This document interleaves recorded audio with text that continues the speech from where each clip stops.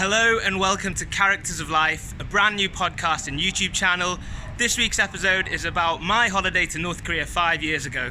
I'd love to hear what you guys think in the comments. Without further ado, let's get started. And today we're going to be talking about North Korea and specifically my holiday to North Korea. So where should I start? I think that the first thing is I went to North Korea in 2015. Well, maybe you should just back up a bit. Why did you decide to go to North Korea? It's not the most number one question. Holiday destination on everyone's I'm list, curious. is it? I'm very curious. I'm curious about the world, and I love traveling to places where you can genuinely learn something, and you'll see things you haven't seen before.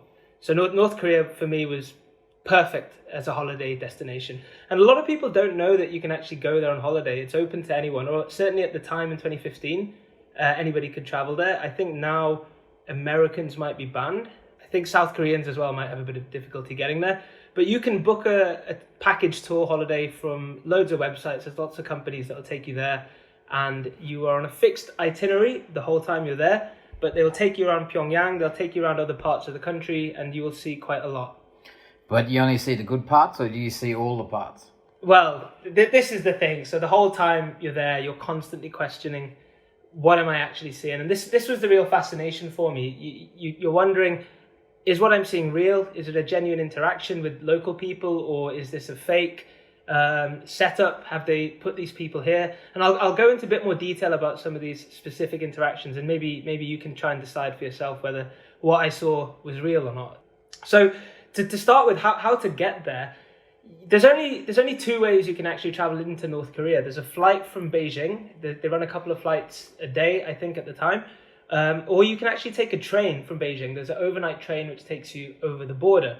So I flew into North Korea, but for me it was a very different situation to how most people would enter the country, because I actually so you had to travel to Beijing first, and I got so drunk in in Beijing that I missed my flight to North Korea, and that was the first time in my life I'd missed a flight. So the whole tour group went to Pyongyang without me. Yeah. So I called up the travel agent, told them what happened, and they said there's another flight in 2 days. So 2 days later, I took a flight to Pyongyang by myself. And I think this is quite a unique experience, actually, because most people, like I said, go with a tour group, and they're with the tour guide, and they're with 20 or 30 other tourists. But for me, I literally went to the airport and checked into my flight to North Korea by myself. And this is really where the interesting thing started happening. Even in the airport, you could see the other people on the flight were not like people you might be used to flying with. You notice that everyone's wearing a small pin on their shirt. If you think of the Star Trek shirts, where they've got that little badge there, everyone has a little pin on their shirt with a picture of either Kim Jong or the North Korean flag. So you start to see little strange things even at the airport. As I was flying in, again, most people are sat with other people on their tour group, but I was sat next to a North Korean girl. So started talking to her on the flight, and this was probably the first interaction I had with a local North Korean. So she said she'd been working she was a student in Beijing, and she was traveling back to North Korea to see her family. Really, really nice girl. She was about 20 years old. She told me her parents lived in Beijing, but her extended family was still in North Korea. Her parents couldn't return to North Korea. I don't know what reason. We didn't really go into that. At this time, I was still very wary of what you can say and what you can't say to North Korean people. Yeah. But I do recall her saying that she was a music student, and she loved being in Beijing because she could play any song she wanted. But in North Korea, there's songs that she can't play for legal reasons on the piano or whatever instrument it was she played. But that was the first insight that I really had into speaking to a North Korean. And she was lovely, but it was just amazing to hear that her parents are banned from the country and she can't play certain songs. And that was just on the plane flight in, so not even stepped foot in the country. I guess it's interesting that her parents are banned, but then she's not. So which seems to the normal person that knows about Korea. Firstly, I didn't really know that people could travel outside North Korea. Yeah. I guess only to and Japan. neither did I. That was really interesting to hear that she lived in Beijing and was coming home. And I thought that maybe all North Koreans are stuck in North Korea. But again, at the same time, you're constantly questioning: is this real? Am I sat next to a spy on the plane? Is this person actually sat there and her job is to look after me? You go a little bit paranoid. Because how was her English? Her English was okay. She understood English. She could speak. It wasn't fluent level. Oh yeah, so you could possibly think, if you're being naive, thinking, oh yeah, she speaks a bit of English, maybe she is a spy. Yeah, but again, I think the scenario which I found myself in, traveling by myself, you're a little more paranoid, because I don't think many people fly to North Korea by themselves. So you're just like looking up and down the cabin, like trying to spot, is there secret police on here? Are people watching me? Do they know I'm on this flight? Is there a minder? Is this girl next to me the mind? That's what's running through your head. But she was a really sweet girl, really interesting conversation, and this is just on the plane. So then remember landing at the airport, and I thought that as a foreigner landing at North Korea International Airport in Pyongyang, there's going to be someone there, literally there, like an armed guard, to pick me up and escort me to the hotel or whatever. That wasn't the case. So I remember I picked up my luggage at the carousel, and I'm looking around in the airport, like there must be someone here to pick me up. I'm in bloody North Korea. There was no one there. And I actually started exiting the airport, walked out into the road where you'd normally find taxis in a normal airport, and there wasn't really anything like that there. And it was over there that finally a tour guide had come and said, oh, you must be the guy that got drunk in Beijing, and you finally made it. Great, we'll take you to the rest of your tour group. So that was how I entered North Korea. And first impressions are, it was just a really surreal place. I couldn't believe that I was there. So I read books about North Korea. That was another reason why I wanted to go. Yeah. Just to see what it's like. And I couldn't believe that I was actually there.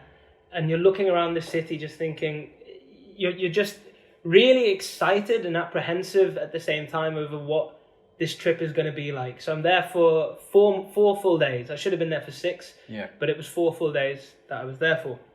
What was the, like, flying into the airport? Is it one of those modern airports? Is it an old airport? It was brand new. It was brand new at the time. So this was 4 years ago. It looked brand new. I think it must have been built within a year or two of me arriving. So it was a proper airport, good facilities. But again, like I'll go into detail later, like many things in North Korea, often it's a facade. Everything looks very good on the outside. So maybe, they might just have a couple of carousels, or the place where the tourists arrive looking good. You don't know about the rest of the airport. Yeah. Is that paranoia? I don't know. But this is constantly what you're thinking the whole time. So yeah, we then went to the hotel. So the hotel which everyone stays in. There's two main hotels in North Korea. So one's called forgive me for the pronunciation, but one's called the Ryugyong Hotel, which is the biggest building in Pyongyang. It's massive, but this is a hotel which is unfinished. They started building it maybe in the 60s or 70s, but construction never got completed. So everyone actually stays in a hotel called the Yankato Hotel. So that's where I stayed, which looked like it was built about 40, 50 years ago. It was a bit run down, but it was actually a really cool place to stay. There was a bowling alley in the ground floor. There was a casino in the ground floor. There was a bar. So, most nights you're on a set itinerary during the day, but in the evening, because you can't really go out and travel, you end up just bowling in the hotel. You end up going to the casino, drinking. And, I did wake up with a hangover most days I was in North Korea as well, which I really didn't expect. I didn't think it would turn into such an alcohol-heavy holiday, but it actually did. And they sell all the normal alcohol there, or is it they take the labels off? I'm just trying to think. It would have probably been beer, but I think there was a lot of other stuff at the bar as well. I think I was mainly drinking beer and whiskey, I think. Okay, so they didn't have any local alcohol of any type? Or there was local beer, local draft beer. I'm not too sure about the spirits. Can't quite remember. But yeah, in terms of the hotel, it was a little bit run down. Yeah. The first thing I did when I went to the room was freak out in case it's bugged. So there's actually like a radio in the room, like a massive radio, probably like a radio that you'd see in the 70s or 80s in other countries, really big thing. And I remember just looking at it thinking, this is where they might be recording stuff. So I'm just going to be careful about what I say in the room. Again, is it just paranoia? I don't know, but you don't want to take any weird chances. You're in North Korea. So, as I said, it's a package holiday. So the day I actually landed was Victory Day. Now, Victory Day is a celebration in North Korea where they celebrate their victory, quotation marks, in the Korean War. So what was actually going on the day where I landed was there was huge festival kind of atmosphere and thousands of people, hundreds and thousands of people maybe not hundreds of thousands, let's say thousands of people in the street dancing, all dressed up in their local North Korean traditional outfits and dancing in big choreographed displays. So, I was watching this, and this is the first experience of being in the city and seeing something happening. And this is just regular people in big choreographed displays in the streets dancing. And you kind of wonder, first of all, do they want to do this? Are they happy doing this? Are they doing it just because they've been told to do this? You look around, there's really not many people smiling, but they're all doing these really nice elaborate dances in the streets. And again, a very surreal introduction to North Korea. Yeah. That's a word I'll use a lot, surreal. The whole experience was surreal. So it was a very interesting day to land and a good thing to see, but again, just not too sure what to make of it. But I did join in the dancing. I did actually try and get involved, and I did do a lot of dancing in the streets with them. And the people were very a mixture of curious, and some might have actually been a bit afraid of the foreign tourists in this incident. They didn't want to get too close, but a lot of them would kind of smile at you. So it was a mixed kind of reaction from them. Later that evening, there was actually a massive firework display as well to commemorate the celebration. So this is a huge firework display. If you look at firework displays for the start of the Olympics or in Sydney for New Year, okay, maybe not quite that big, but this was a massive celebration. And it wasn't really what I was expecting when I came to North Korea, to see hundreds of people dancing in the streets and then a big firework celebration at the end of the evening.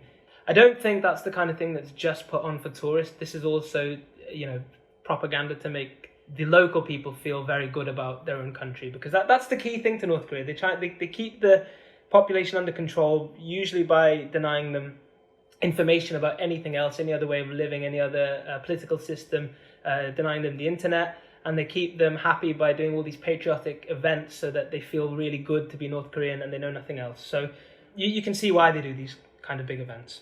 So the people at the hotel and on the street, do they try to have any small chit chat with you, or is it very you check in, here's your room, or if you see them on the street, they just kind of smile? So the ones in the street, they can't speak English, so you're going to find it very difficult to interact with them.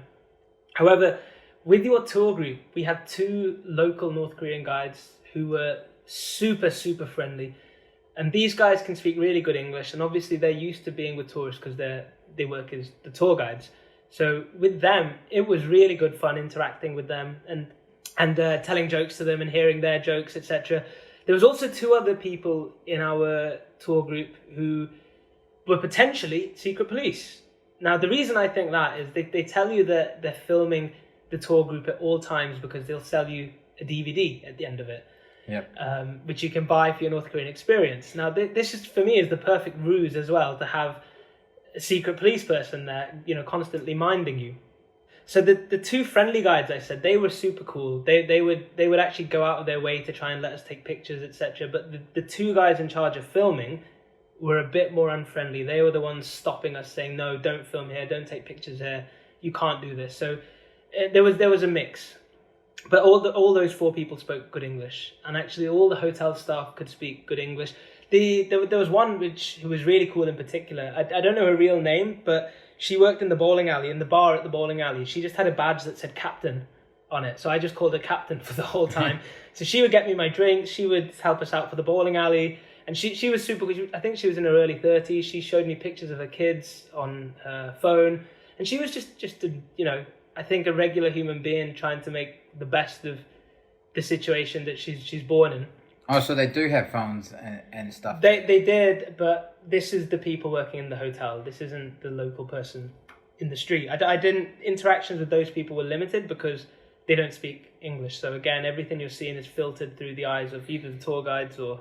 And while the whole time was going around with all those dancing, were there sort of like police present that you could notice, or do you think they were more pretty undercover, or they might just not be there at all? I don't know if... It's tough for me to say. It's a complete guesswork. I couldn't see police, but I think a lot, again, having read books about North Korea, I think a lot of it is undercover. A lot of people will report, or, potentially on their neighbors or colleagues or whatever, and they're actually undercover secret police. And that's why I had that feeling about the guy filming us the whole time, who was very unfriendly and constantly told us, you can't do this, don't take pictures here. He seemed to be the one who was actually in charge. Yeah. And, he knew where the boundaries were, which was a bit strange because he was just there to film, really. Yeah. So, yeah, that was the hotel, and that was a brief... That was my introduction when I actually got there. The next day we went to the DMZ, which is the demilitarized zone, which is at the border between North and South Korea. A lot of people want to go here, but for me this wasn't that one of the best parts of the trip, because this is more, you're so aware that this is just a facade. What they show you, they take you to the DMZ, they show you some room where people negotiated at one point, but it's just a load of hot air, really. And you look over the border, you look into South Korea, you can see the tourists on that side looking over at North Korea, which is quite interesting. But what was interesting there was the tourists on the South Korean side, they looked quite nervous and tense looking over at North Korea. But our tour group in North Korea, we were all about 20 to 35 years old. There was quite a few people from different parts of the world. We were all quite jovial and laughing and joking and having a good time on the North Korean side. Yeah. And then the South Korean side just looked really tense. It seemed to be like American tourists in over 50 looking over very apprehensively at this North Korean side. So interesting, because you'd think the South Korean side would be a bit more relaxed, but maybe that's just the tour group. Well, it could also be the age difference as well, and also could be that if anyone is going to shoot anyone, it's probably going to be the North Koreans shoot the South Koreans. Correct, yeah. Yeah. So we went for a drive later that day, the only time I went out of Pyongyang. And there's not many cars in North Korea. Most people you see... The roads are massive, by the way. So even in Pyongyang, you'll see 3-lane highways on either side. So 6 lanes total throughout the whole city. Mm. And then people are just walking or on bicycles. You might see like a few cars here and there, but there's no need for roads to be anywhere near that big because there's no traffic. But we got on our tour bus and we drove out of Pyongyang. The houses outside the city, I remember being quite different as well. So inside the city, everything was a lot more polished and looking good. You leave the city, the buildings are a bit more resembling rubble, shall we say. Not quite that bad, but infrastructure is not good. It's not well maintained. There's no upkeep on it. But that's what it looked like. But again, you see that in many countries. Yeah, you do, yeah. So where they took us to was one of my favourite places in the trip, actually. So there's a mountain called, again, pronunciation is going to be awful, Mount Myohyang, and there's something called the International Friendship Exhibition there. So what they did, or what they've done there, is they've hollowed out the entire mountain. So there's like, you can imagine this picturesque mountainside, trees covering the mountain, and there's like, almost like a building carved into the mountainside, and you walk through these doors, and the mountain is hollow, and inside this hollow mountain is gifts which either Kim Jong-un or Kim Il-sung or any of the Kims have received from international visiting dignitaries. And there's gifts from countries all over the world. Whatever country you're from, there will be a gift from royalty or a head of state or a member of parliament or some kind of very high up person. There will be a gift that they've presented to the North Korean ruling family. So there was gifts from the US, from UK, and these are all sorts of things, from the most random things that you can imagine. There's even a hangar in there where there's a full plane. I can't remember who gave the plane, but there's a full plane in this hollowed out mountain. And I just thought that this must have cost millions and millions to make something like this. And it was amazing to see, but inside, we weren't allowed pictures inside, unfortunately. But this was somewhere where there were, hundreds of local North Koreans in there visiting at the same time we were.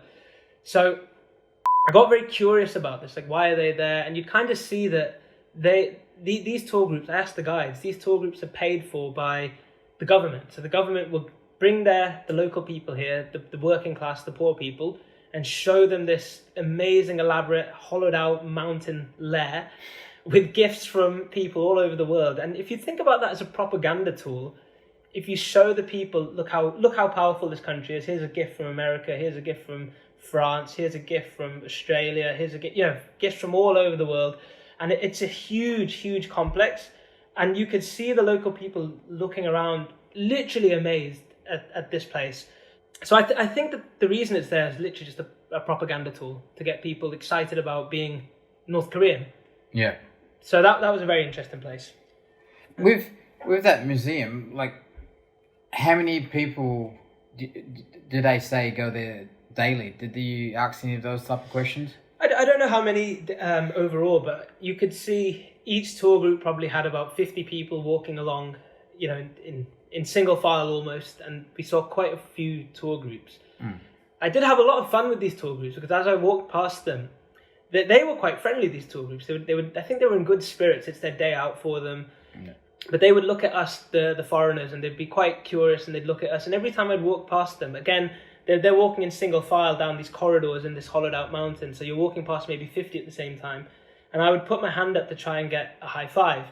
And I remember the first few in the queue would look at me a bit weird. And then someone, maybe 10 people down the queue, would have the nerve to high five me. And then suddenly he starts to chain. And then I'd walk down high fiving like 40 North Koreans back to back, which is, again, just a surreal experience. Not really a sentence you expect yourself to say. No, and that's a story for them that they would definitely go back and talk about that for a while and go, oh yeah, I touched or high five the Westerner. Yeah, and I think the way I was interacting with the local people was slightly different to a lot of the people in the tour group. Some people were a bit more wary than I was. It's not to say I wasn't wary. I already told you that I was paranoid at certain times. But at the same time, I really like that genuine human interaction with these kind of local people, just to see. I mean, they're humans at the end of the day. They're just normal people. They've just grown up in a pretty shitty country. But it wasn't like when you first got on this tour that they gave you rules of what you can and can't do. It's not like a strict rule book. It's more the tour guides are there to constantly. If you step out of line a little bit, they will have a word.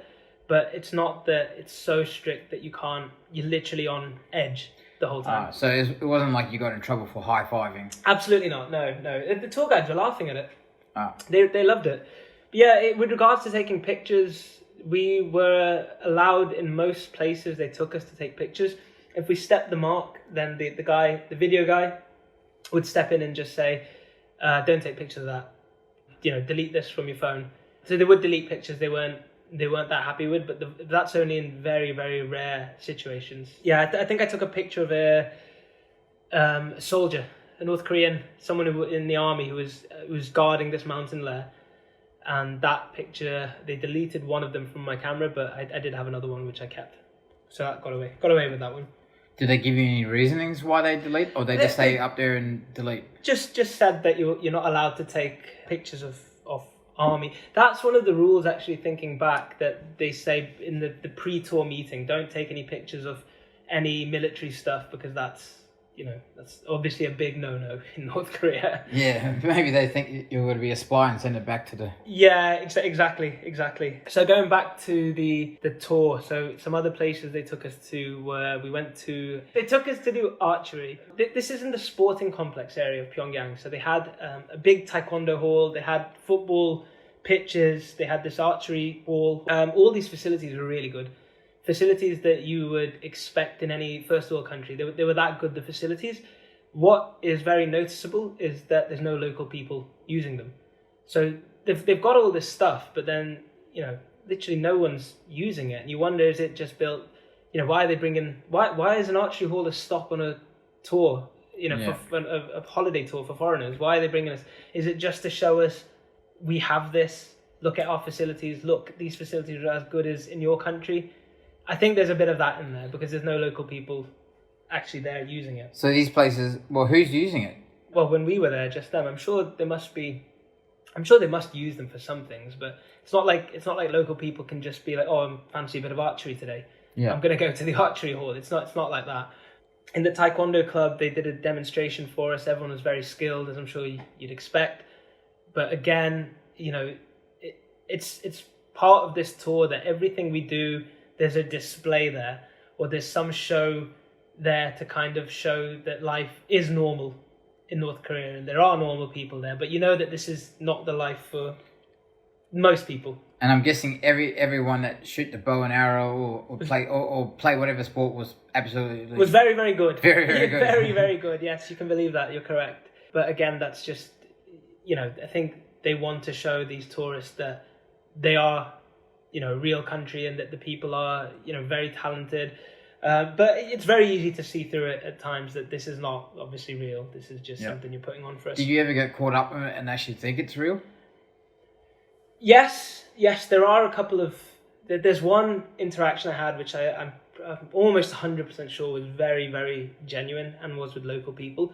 So we stopped our tour bus in the middle of the city, and it was an unplanned stop. I can't remember the exact reason for it. It was unplanned, but we were just allowed to get out of the bus at that point. So we were just there, and there was a group of local people, mainly women and children, who were in kind of like, it's very difficult to describe. There was a hill, and there was a raised platform kind of halfway up the hill, and there were all these women and children with guitars. There was a couple of guitars, there was an accordion, and they were all singing and dancing up there. And we asked the tour guide, can we go there? And they said no, you know, we're going to get back on the bus in a minute. So I started waving at these people anyway, and they started waving back. And then for some reason, the tour guides changed their mind, said, okay, we'll stay here for 10 minutes. So we climbed up this platform, and we actually sat with the North Korean women and children and listened to them play music. We had someone in the tour group who had a Polaroid camera who took pictures of the kids, and then the kids had never seen Polaroid, so you can imagine how thrilled they were when that pops out the camera and they see their face. Yeah. And I remember that interaction, I think, was very genuine, and that was actually local people who we weren't supposed to meet, but we had that interaction anyway. It was only 10 or 15 minutes we were there, but it was great. It was really good to see local people actually having fun and enjoying their lives, because I think, you know, you read about North Korea and you think that, I think you forget that they're actually humans there as well, who aren't just normal human beings who've just grown up completely differently. So it was really good to see that they do appreciate the same things, music and dancing and, you know, just enjoying themselves. It was really nice to see. But I guess there's always in the back of your head, is that set up? Of course. Yeah. Of course. Of course. And what a perfect way to set it up. Yeah, by telling, and that's what the paranoia does. And then you get back to the hotel and check if it's bugged under the mattress. You just don't really have any idea whether it's real or not. You just have to use your own judgment. But again, for me, it didn't concern me, because I was interested in how the government is trying to portray itself. Yeah. Anyway, so if I can see an interaction as obviously fake, that for me is just as interesting as if an interaction feels genuine, because it's just two sides of a coin there, you know. Yeah. Another cool place they took us to was the Grand People's Study House. So this is the main library in Pyongyang. Again, inside the main library, there aren't that many local people. This is where they have internet. This is where supposedly they have internet, which local people can use. So, you know, we walked in there, looked at people using, you know, inverted commas, the internet. It's certainly not the real internet that we have, first of all. I'm not really sure whether people were actually using it or just sat there to make it look busy. One of the really interesting things there was they told us there was an English class taking place. Yeah. Very conveniently at the exact time we were there. So this was one of the most obviously faked interactions that we had. So they took us upstairs, we walked into this room, and then everyone in this room, all the students, maybe about 30 students and one teacher at the front, all the students were so obviously actors. It was actually ridiculous. It felt like I just walked into a movie set. Suddenly everyone has got much better clothes than anyone I've ever seen. Everyone's got these shiny smiles and they're looking at, and you just know that this is fake. But what they said was this is an English class where they're teaching North Koreans English, and they said, does any of the tour group, there's about 15 of us at that point, do you have any questions for these North Koreans? So everyone got a bit nervous, but I just bowled in there, got the microphone, went up to the front of the class, and I was wearing a North Korean communist hat. One of these green military hats with a red star on it. Yeah. So I thought I'll do a little icebreaker and just said to them, guess what, guys? Your country makes the best hats. Didn't get a laugh from them. they just looked at me and I thought, oh God, I'm going to have to do something a bit better here. So an icebreaker for me usually when I travel abroad is talking about football. I find that no matter where you go in the world, people are interested in football. So I asked them, is anyone familiar with or have you heard of the English Premier League? And quite a lot of people, to my surprise, said yes. So I said, who's your favourite player? And this will be funny for the football fans because completely unexpectedly, someone at the back of the room shouted out, Danny Welbeck. Now, if you don't know much about football, Danny Welbeck, you wouldn't find people in England who say he's their favourite player.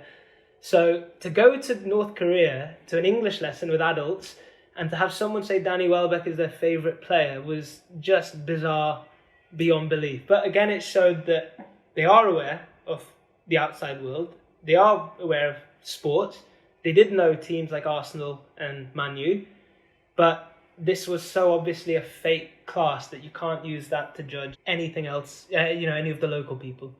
But yeah, really bizarre experience. But it's also, I guess this is a paranoia and the whole thing of what we have learned about North Korea over the time is that they might get told certain things, so what people might ask. And something like sport is usually something that You're right. That people around the world will ask about, oh, do you know soccer? Okay. And then for them to say some player that I guess I've never heard of. Yeah.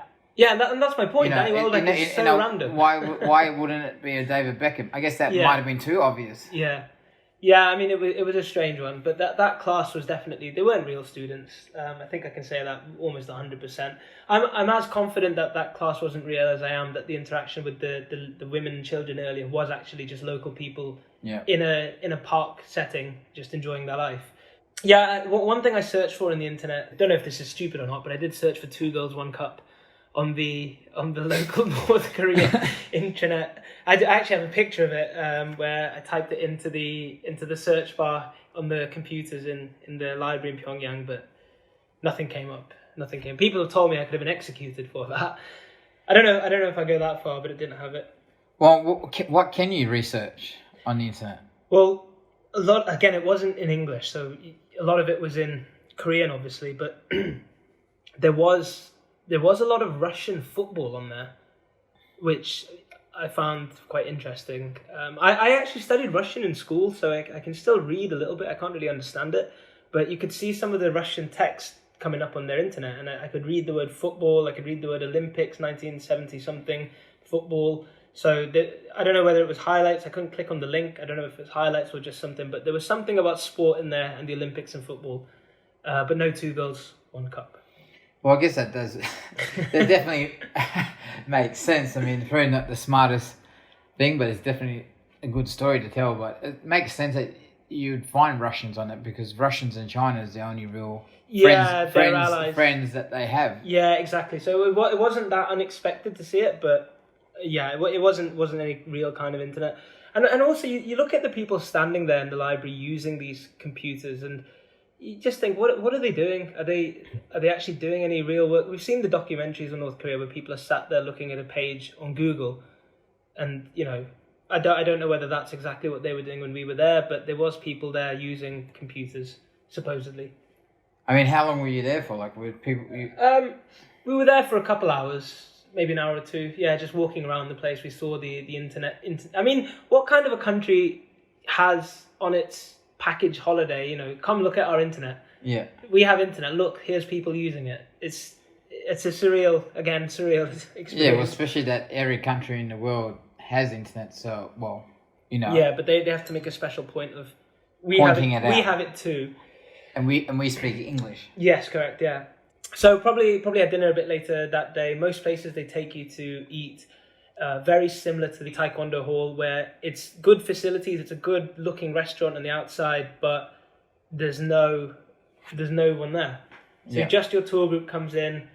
They will create food or make the food for you guys, but there won't be any local people there eating. If you walk around the restaurant a little bit as well, you'll notice that the power might not work in the rooms nearby, but the room that you're in looks great.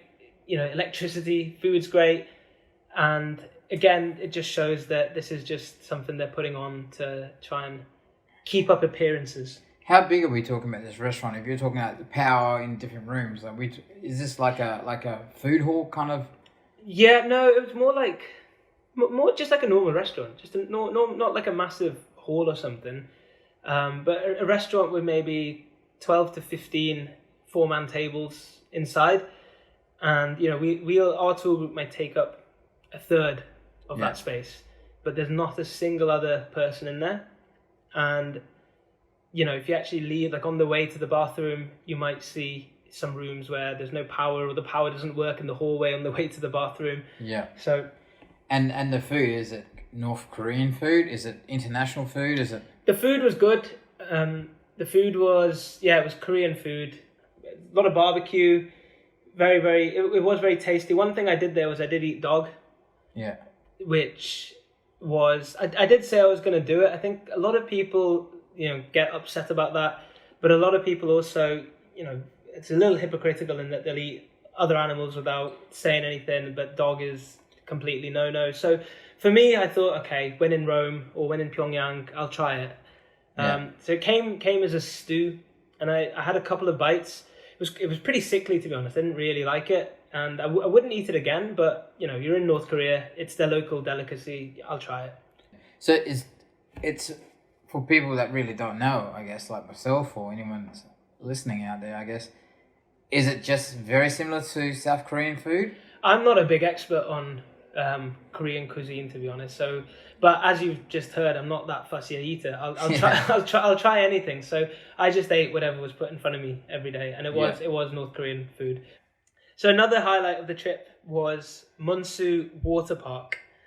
So this is actually just a water park with water slides and swimming pools. Again, built to the level of anything you will have experienced in any country that you might be listening to this from. Yeah. So I've been to water parks in a few different countries. There's quite a few in Thailand, obviously, very good ones. This water park was better than any of them.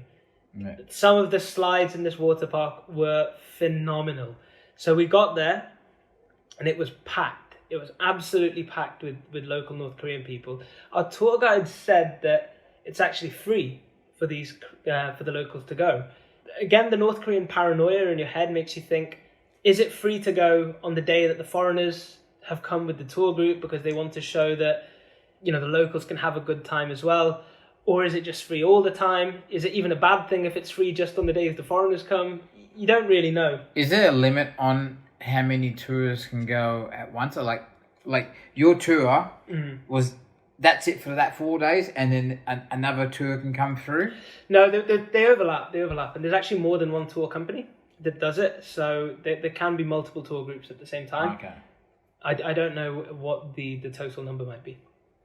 Well, that may be true then about the whole free. Just being every day, yeah. Every day, because I guess, or it could just be on the days, because they would already know precisely what days they got to come to these. Yeah, exactly. These events. But the water park was where I found out about the dual pricing system. So I noticed that all the foreigners, our tour group, for example, I say all, about 15 of us, we were eating in the cafe at the water park designated for the tour groups, and everything there was, much more expensive than where the local folk were eating. So that's where I actually discovered that, oh, hang on, they are charging us a crazy amount.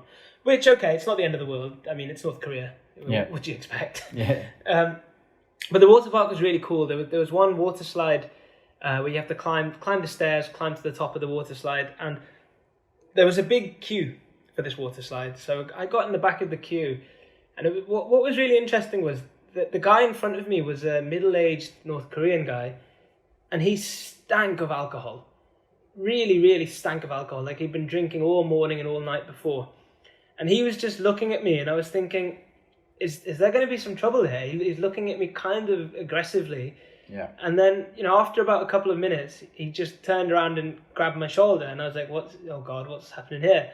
And he pushed me up the stairs and said, he was kind of pointing at me to skip the queue and just go to the top. And I started saying, no, it's okay, I don't mind waiting. But what I realized was these local guys, they know that the tourists are only in the park for about an hour, whereas they can potentially spend longer there.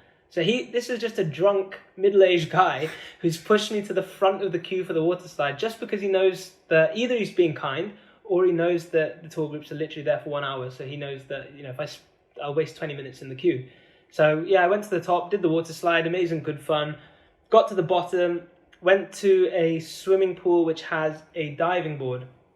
And this is where one of my favorite moments happened, because I can do a backflip quite well from a slightly raised platform into a swimming pool. No problem, I can do that. So I went to the diving board, and surrounding the pool, it was very busy, the water park. There's probably about 100 people around the pool looking at the people diving. There was a queue for people diving, and people were just watching people jump off the board. So I got to my turn, and I thought, okay, I've got an audience here, I've got 100 people. Let me try and do something. I'll do my backflip. So I did the backflip off the diving board, but I'd never done one off a diving board before, so I didn't compensate for the extra spring. So I went over 1.5 times, and I landed completely horizontal, smashed the water really, really hard, and just sank to the bottom of the pool. And it must have looked ridiculous. And I remember at the bottom of the pool thinking, oh my God, that's embarrassing. 100 people have just watched that. Floated up to the surface, and as soon as I broke the surface, there was 100 North Koreans clapping and cheering, which was just amazing, because it just shows that every culture can recognize a fool. Yeah. Essentially. But yeah, I guess I wonder if it was they just realized and they sort of laughed at you, so they clapped at you, or if it was like whatever. If a Westerner did anything, make him feel welcome and clap, because you don't know.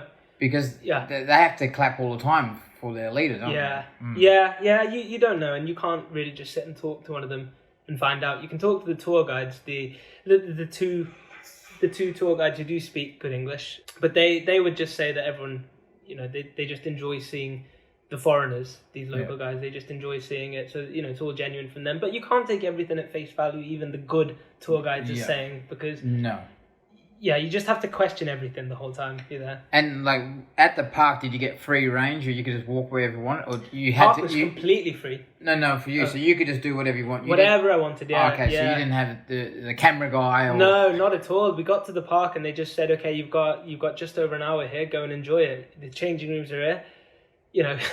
Get your trunks on. The slide's over there, and it was really good fun. The water was freezing cold. Yeah. There was no heated pools or anything. But again, once you've been in the water for about 5 minutes, it's okay. Yeah. But yeah, that was really good fun. One other thing I wanted to talk about, I've just remembered this, is actually quite a big thing, is there's a rumour that in the hotel you stay in, on floor 6, that's where the secret police stay. And that's where the secret police do all their recording. They bug the rooms, and that they all do all their secret police work from that floor. And I'd read this before I went to North Korea. So, I'm thinking, as I'm there, I want to just see if I can get onto this floor. So I noticed that every lift that you go to has 1, 2, 3, 4, 5, 7. Yeah. So there's no button 6. So that didn't work. So I remember going to various staircases and trying to climb up from floor 5 or climb down from floor 7. That didn't work as well. It was always blocked off. You couldn't do it, or it just didn't exist. And I did ask around quite a lot to see if I can get on this floor, but it never happened. And one night, actually, after drinking quite a lot in the bar and playing and going bowling, I did spend a long time in this hotel running around with a couple other people to try and find this mysterious floor. And it didn't happen. But I think back, and thank God it didn't happen, because there was that American tourist, obviously. I forgot his name, but he's the one who died. Yeah. I think he got repatriated to the States, but died once he reached the States, right? He was held in North Korea for a number of months. Yeah, it was something along those lines. Yeah. What he did was he made it onto that floor and he stole either a banner... he got charged with being a spy. Yeah. So he stole something from that floor and he took it in a suitcase and tried to leave the country with him. Take it from the country, sorry. And that's where, at immigration, when he's leaving the airport, that's where they stopped him. So... I'd gone there before this had happened, so I didn't know this story. But in my head, I was charged up from drinking loads of beer and just in a really good mood from really fun days out, like at the water park and then going bowling. And you kind of forget you're in North Korea at that point. So in my head, I'm just thinking, I want to find my way onto this floor. So I tried very hard around the hotel, but thankfully I didn't get onto it because that's what happened to him. But one thing which I noticed, which actually was quite alarming for me, was when I was leaving the country. I remember at immigration, so when you put your passport down at that passport checkpoint, I put it down and the guy there, without opening my passport, he said my name to me. He knew my name and then looked at me and then he looked over his shoulder and called someone else and said, "Oh, this is that guy." And they both looked at me, and at that point it kind of clicked that you are under surveillance the whole time. There are people watching what you're doing the whole time. And that maybe I've been pretty naive with some of the things that I was doing. So that was a bit of a scary experience. But yeah, okay, there was no issue for me because I hadn't stolen anything or I hadn't actually done anything that wrong. But it just was a reminder that, yes, they have been watching the whole time. But yeah, I managed to make it on my flight. So how long did this process thing when they come over and talk to you? What did they just look at you in the end and then say? It was very quick and it was completely non-threatening. It was just a guy who knew my name before he'd opened the passport to check it's me, then called his other friend. They looked at me and they had a bit of a laugh and then they just let me go through. So they might have talked about the time that you overdid your backflip. Well, maybe. It could be. I mean, there were so many weird things. Or it could be that they saw me high-fiving the locals in the street or in the mountain lair, or it could be me in the bowling alley where I was very loud, or trying to find the secret floor, charging around the hotel while pretty drunk. Yeah. It could have been any number of things which actually happened. But yeah, did they say your name right? Close enough. Close enough. Yeah, close enough. Little Asian twist on it. That definitely would have freaked anyone out when you walk up to anywhere at customs, because any customs when you fly around the world, even in your own country, and you go back and you see your customs, everyone's like holds back a bit, let alone North Korean, and go, "Hello, Arj." Yeah, exactly, and it did shake me up a little bit. It was just a reminder that this hasn't been a holiday. The things I've seen have not been real. It's almost like a movie of some sort. Yeah, that's exactly it. Yeah, and speaking of movies, we did actually go to a movie set as well. Right. Yeah, this was another completely fake. Their own Hollywood. Yeah, literally that. Yeah. So they drove us outside to this place where they told us it's all the movies are made here. This is the main movie studio, and we walked around. It had a few film sets and stuff. But the coolest thing about this was there was actually a school on a school trip at the same time. So looking at these film sets, it's pretty boring. You don't go on holiday to look at a film set. It's not like walking around Universal Studio or something. It's nothing like that. But then this school trip is there. So that was really cool because these are kids who are around 10 or 11. And they were super curious about seeing foreign tourists. So we went over and we actually played rock, paper, scissors with these kids. So that was interesting to know that even 10-year-olds in North Korea can play rock, paper, scissors. And we didn't have to teach it to them. They were just playing. And it was, they were just laughing and smiling. It was very genuine interactions. Actually, some of the best responses that I got from the local North Koreans was when I was wearing my China hat. Because obviously I'd been in China before to fly into North Korea. So I'd bought one of those, if you can picture it, those very traditional triangle-shaped straw hats. You get them in Vietnam as well. So I had one of them with me the whole time I was in North Korea. So whenever I'd get out and do something, I'd just wear this stupid hat. And that would always elicit quite a good response from them. Because they haven't seen people just come and be a bit silly in their city. So maybe, again, that's why at the passport checking, they knew who I was, because I'd been standing out a little bit just from being a bit silly on the whole trip. But I guess it's still a bit of a, like you said, it's an eye-opener to know that it doesn't matter how you act, they know. And it's not just government, but obviously everyone that has to deal with you knows exactly about you. Well, you don't know who's in on it. And, I've read books from people who've defected from North Korea, and they would always say, it's that uncertainty. You don't know if it's a member of your family, if it's your neighbor, if it's your colleague, who's actually going to report on who. And it's that fear that, you don't know who it is that keeps you in line, keeps you in check. Because, obviously if they've kept me, not just me, they've obviously kept the whole tour group under surveillance. But they're obviously doing it to their own citizens as well. So that's why people are in fear, because they don't know who, can really turn them in. Well, I guess it's going to be almost like going into a Big Brother scenario. I mean, you're a cameraman. They probably have sat down and watched the video that you can buy at anything, and they've sort of go, oh, this is good comedy, or he's. Oh, I remember him. He did this in the video. I'm pretty sure I bought it as well. I think I do have the DVD somewhere. I've never watched it back, actually. It'd be quite interesting to watch. It's been 5 years now. Yeah. But yeah, I'm sure I have it somewhere. Yeah, well, I think that's about all the stories I've got from North Korea. Now, I hope you enjoyed listening to that. Well, I guess one more question. Would you go back, and can you go back? Oh, I'm glad you asked this. Yeah. So, I actually think I'm banned from the country.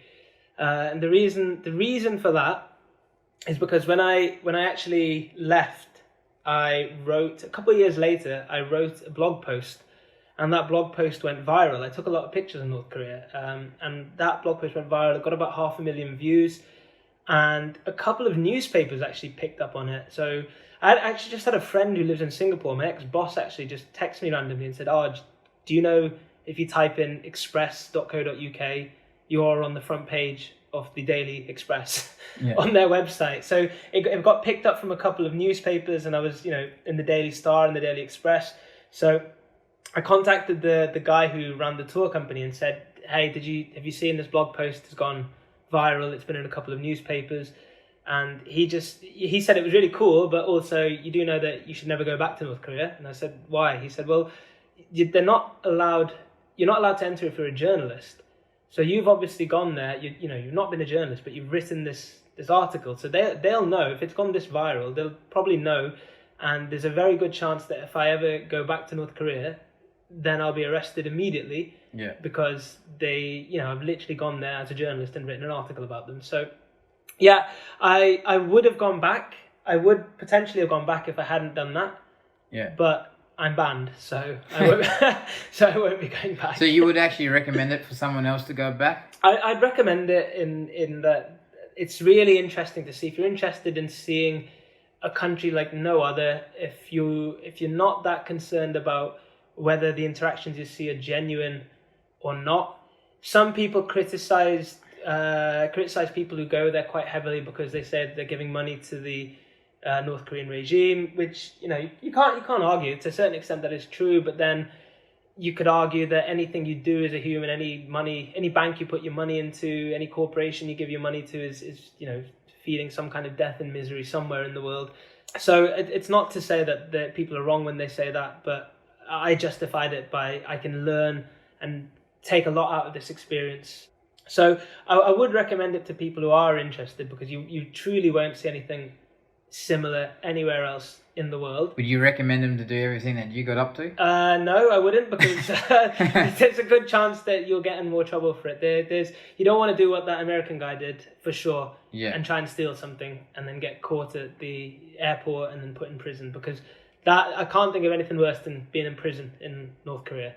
No. But going on holiday to North Korea and, obeying the rules, everyone can do that and be safe, provided you're not American or South Korean, because then you just can't get in. So there we have it. If you made it this far, congratulations. And if you enjoyed the content, please feel free to share, like, and subscribe to my channel. I'll look forward to releasing more content soon. Cheers, guys.